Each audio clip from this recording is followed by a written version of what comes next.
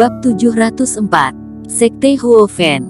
Senior, aku tidak mengerti apa maksudmu.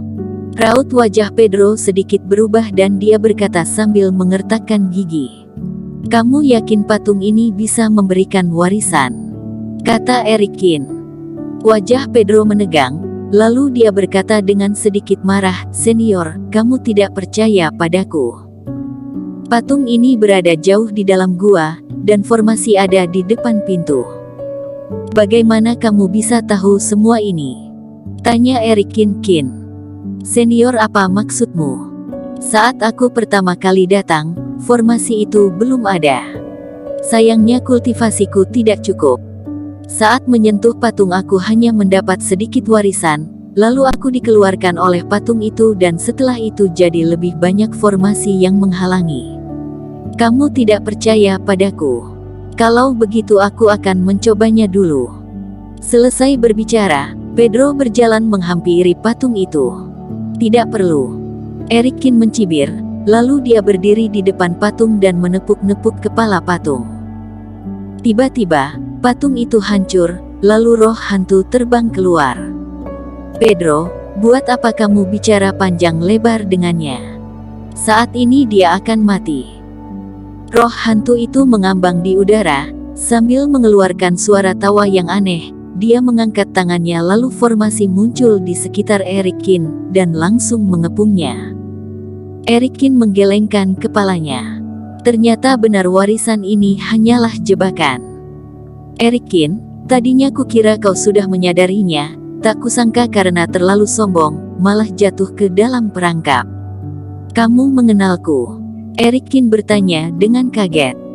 Hei, di pesawat Eropa kamu menghancurkan rencana besar Sekte Huofen. Hari ini aku akan membunuhmu dan menggantung tubuhmu di gerbang kota agar dunia tahu apa akibat menyinggung Sekte Huofen. Roh hantu itu berkata dengan sombong. Sekte Huofen. Erikin tiba-tiba tersadar. Sebelumnya saat pergi ke Eropa, Erikin mengalami pembajakan pesawat. Setelah mengalahkan para pejuang, dia menuliskan token api.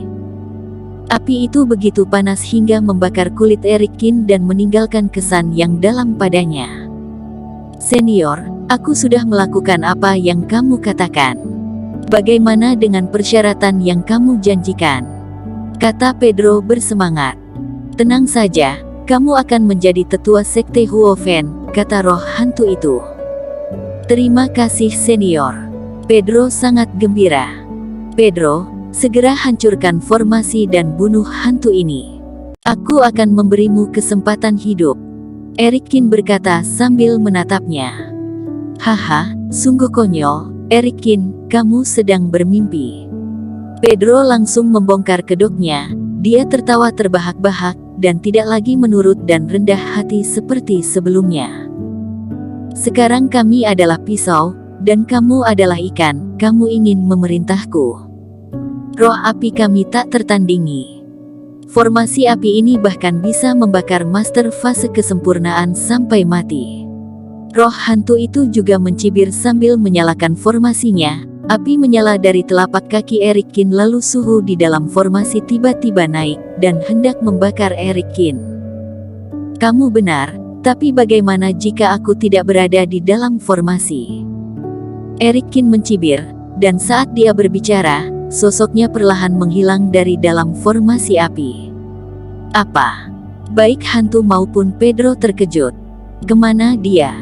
Hantu itu berteriak, sambil melihat sekeliling.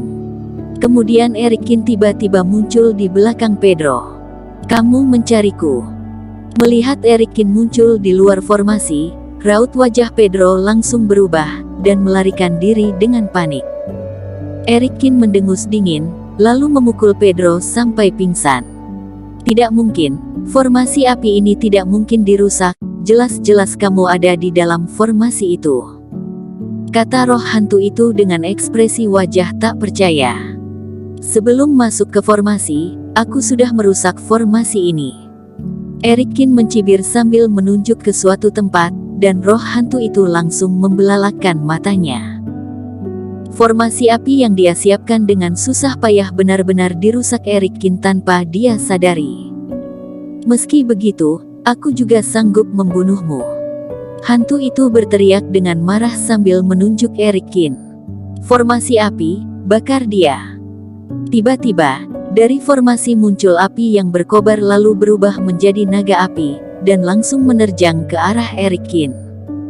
Erikin menatapnya, dia berdiri diam, lalu menjulurkan jarinya. Kemudian dengan lembut menyentuh dahi naga api yang sedang meraung. Tiba-tiba, tubuh naga api menjadi kaku lalu berubah menjadi bintik-bintik kristal, dan menghilang dari dunia. Kamu bahkan ahli dalam formasi, informasi Sekte Huo Fen salah. Kata roh hantu itu dengan ketakutan. Tadinya dia mengira asalkan Erikin masuk dalam formasi api, dia pasti akan mati, tapi dia tidak menyangka Erikin dapat dengan mudah membongkar jebakan mereka dengan bantuan formasi. Erikin menghampiri roh hantu itu, lalu menjulurkan tangan untuk menangkapnya. Roh hantu itu menjerit, tubuhnya terus berputar, dan kabut hitam membumbung tinggi. Erikin, kamu akan mati dengan sengsara. Kutuk roh hantu itu, lalu tubuhnya tiba-tiba meledak dan menghilang. Api hantu muncul dari kabut hitam yang menghilang dan hendak melarikan diri. Erikin mendengus lalu menyegel api hantu itu. Api hantu ini sangat hebat, sebelumnya saat Erikin tidak memperhatikan, ia membuatnya terluka. Erikin berpikir sejenak, setelah menyegel api hantu itu dia melemparkannya ke tempat penyimpanan. Saat ini, Erikin melihat di bawah patung yang dia hancurkan ada sebuah token, tapi bukan token aneh seperti punya Sekte Huo Fen, melainkan token yang indah seperti air yang mengalir. Setelah mengambil token itu, Erikin melihat di token itu tertulis, Semi Suci. Dia tidak tahu token itu jatuh saat dia merusakkan patung atau memang terkubur di dalam tanah. Sekte Semi Suci, ini token Sekte Guzong. Erikin menyimpan token itu. Kamu mau kabur? Erikin menoleh dan menatap Pedro yang sudah siuman ingin melarikan diri. Wajah Pedro memucat, tiba-tiba kepalanya penuh dengan keringat, dan dia langsung berlutut. Senior Qin, Anda berhati besar, ampuni aku. Pedro terlihat takut dan tidak lagi sombong seperti sebelumnya. Kalau hari ini kamu menyesalinya, kenapa dulu kau melakukannya? Erikin menghampirinya lalu memasukkan Reiki ke dalam kepala Pedro. Pedro menjerit kesakitan, melihat Erikin tidak bersedia melepaskannya, dia berteriak dengan marah. Aku tidak terima. Latar belakang keluargaku biasa, aku hanya ingin menjadi orang hebat dengan kerja kerasku, apa salahnya? Mencelakakan orang lain untuk mendapatkan kedudukan dinamakan kerja keras. Cibir Erikin mencibir. Kerohanian itu bergerak di dalam pikirannya, dan Pedro langsung berhenti bernafas.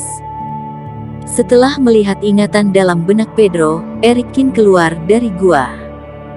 Dia tidak mencari Sekte Huo Fen, tapi mereka malah datang mencari masalah dengannya.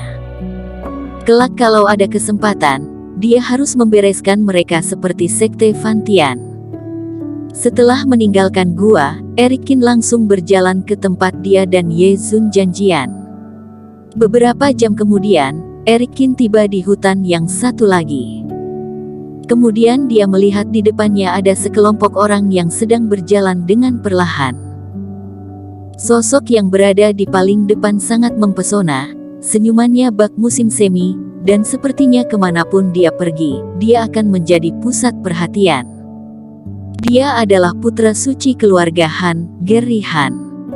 Di belakangnya, ada beberapa pejuang yang sedang mengobrol, suasananya sangat harmonis.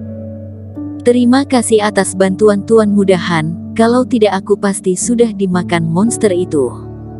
Benar, tadi aku hampir jatuh ke dalam perangkap, untung saja Tuan Muda Han mengingatkanku. Kurasa kita jangan jalan sendiri-sendiri. Kudengar ada pejuang kuat yang akan merampok dari pejuang yang lemah, mengikuti Tuan Muda Han sangatlah baik. Benar sekali. Semua orang memuji Geri Han. Bersambung. Terima kasih telah menonton video ini sampai akhir. Jangan lupa subscribe dan nantikan kisah episode selanjutnya hanya di Novel Story. Salam.